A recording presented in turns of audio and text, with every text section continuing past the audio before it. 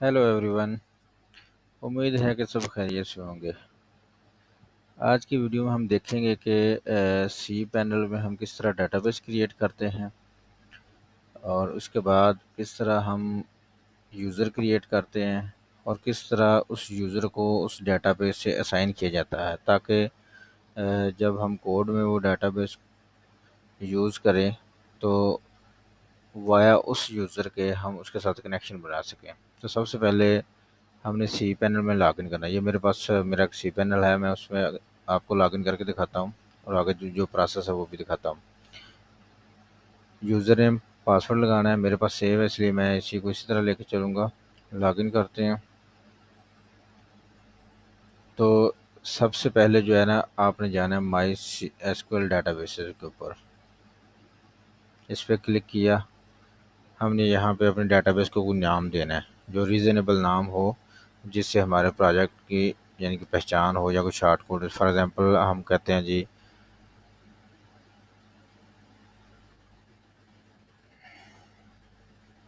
या मैं कहता हूँ डीबी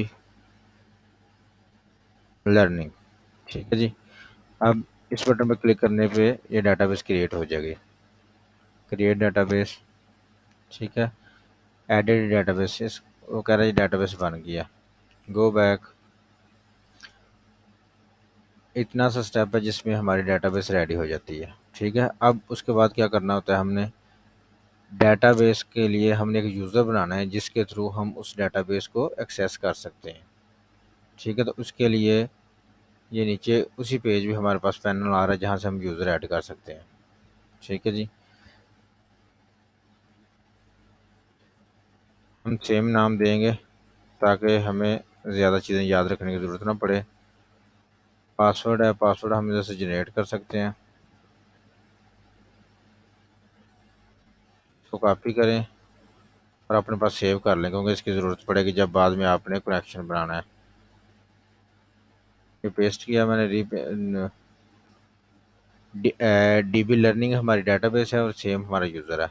पासवर्ड सेट किया, क्रिएट यूज़र कर दिया। सेव नहीं करेंगे हम। अच्छा, हमारी डेटाबेस भी बन गया है और हमारा यूज़र भी बन गया है। अब हमने तीसरा स्टेप जो होता है इसमें वो ये है कि इस यूज़र को इस डेटाबेस की एक्सेस देनी है।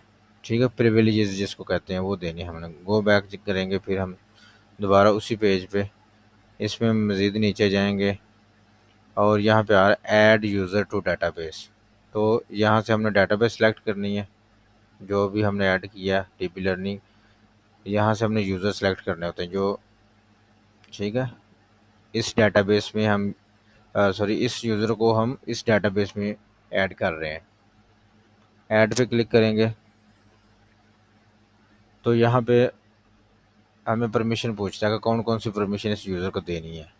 अगर तो हम कोई लिमिटेड लेवल का यूज़र बना रहे हैं तो उसको हम यहाँ से चीज़ें मिनिमाइज कर सकते हैं। फॉर एग्जांपल कौन कौन सी एक्सेस उसको देनी है। अगर हम एडमिन लेवल का यूज़र बना रहे हैं तो हम उसके लिए यहाँ पे ऑल क्लिक करेंगे और सारे उसको ऑप्शन, यानी कि वो डाटा इंसर्ट भी कर सकता है, डिलीट भी कर सकता है, अपडेट कर सकता है, टेबल ड्रॉप कर सकता है, इवन डेटाबेस भी डिलीट कर सकता है, वो सारे काम कर सकता है। ठीक है।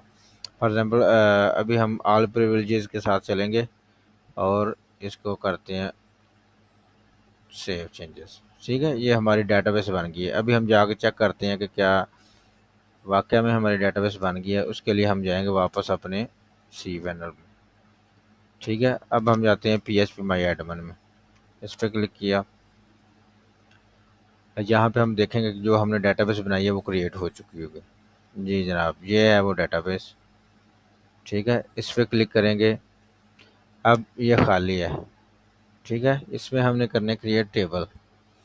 तो हम कहते हैं जी, फॉर एग्जांपल पहला टेबल हम यूज़र का बना लेते हैं और उसमें रखते हैं हम 4 कॉलम। अच्छा, ये उसका स्ट्रक्चर आ गया टेबल का। फॉर एग्जांपल पहले कॉलम को हम कह देते हैं जी इसमें आईडी आएगी, इंटीजर टाइप की आएगी और उसकी लेंथ हम रख लेते हैं 10 जी। ठीक है। दूसरा हम कहते हैं जी यूज़र का नेम आएगा, यूज़र नेम जो वारचार हो सकता है, और उसकी आईडी हम कहते हैं 55 हो जाएगी लेंथ जो है।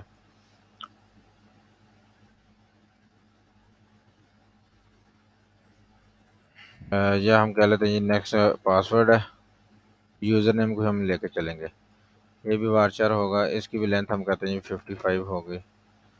اس کے بعد آ گیا جی ہمارے پاس کریٹڈ ایڈ، فار ایگزامپل یہ یوزر کب میں نے کریٹ کیا تھا، اس کی ہم کیونکہ اس میں آنی ہے ڈیٹ، اس لیے ہم اس کو ڈیٹ رکھیں گے، اور اس کی لینتھ بھی ہم کہتے ہیں 55 ہے۔ اب یہاں سے ہم سیٹ کرتے ہیں کہ کون سا کالم نان لیبل ہے اور کون سا نان لیبل ہے۔ اگر کوئی اس میں سے کالم فار ایگزامپل ہم ڈیٹ کہتے ہیں جی نان لیبل ہو سکتی ہے، بعد میں سیٹ کر سکتا ہوں یا کسی وجہ سے، تو اس کو ہم چیک کر دیں گے یہ نان لیبل ہو سکتی ہے، سو کسی بھی ریکارڈ میں یہ کالم خالی ہو سکتا ہے۔ دوسرا اس کے بعد یہاں پہ ہم نے سیٹ کرنا ہوتا ہے کہ پرائمری کی کون سی ہے ہماری، یونیک کی کون سی ہے، اس طرح، ٹھیک ہے۔ فار ایگزامپل ہم اس ایگزامپل میں جو ہماری سب سے پہلا کالم ہے ہمارا آئی ڈی کا، ہم اس کو کہہ لیتے ہیں جی یہ ہماری پرائمری کی ہے، اور ہم اس کو آٹو انکریمنٹ کر رہے ہیں، سو جب بھی کوئی نیا ریکارڈ ایڈ کریں گے تو یہ خود ہی آٹومیٹیکلی پلس ہوتی جائے گی۔ فار ایگزامپل پہلے ریکارڈ کے لیے 1 ہوگی، دوسرے کے لیے 2، جیسے جیسے ریکارڈ ایڈ کرتے جائیں گے یہ آٹو انکریمنٹ ہوتا ہے۔ اے آئی کا مطلب ہوتا ہے آٹو انکریمنٹ۔ اگر میں اس کو چیک کروں گا تو یہ 2 کام کرے گا، ایک تو اس کو اس کالم کو اس نے بنا دیا پرائمری کی، دوسرا اس کا آٹو انکریمنٹ کا جو وہ سیٹ ہو گیا کہ اس کالم میں ہمیشہ آٹو انکریمنٹ ہوگا۔ اور یہاں پہ ہم اپنے کالم سے ریلیٹڈ کوئی انفارمیشن سیو کر سکتے ہیں، فار ایگزامپل کمنٹ کروں اس میں آئی ڈی آئے گی، اس میں یوزر نیم آئے گا، یا کوئی بھی کالم میں ڈیٹا جو سیو کر رہے ہیں اس کا ہم ہنٹ یا کمنٹ ادھر سیو کر سکتے ہیں۔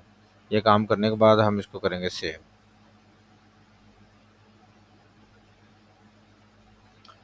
اب دیکھیں اس ڈیٹا بیس میں ہمارے پاس ایک ٹیبل بن گیا، ٹھیک ہے، یوزر کا ٹیبل بن گیا جس میں 4 کالم ہیں۔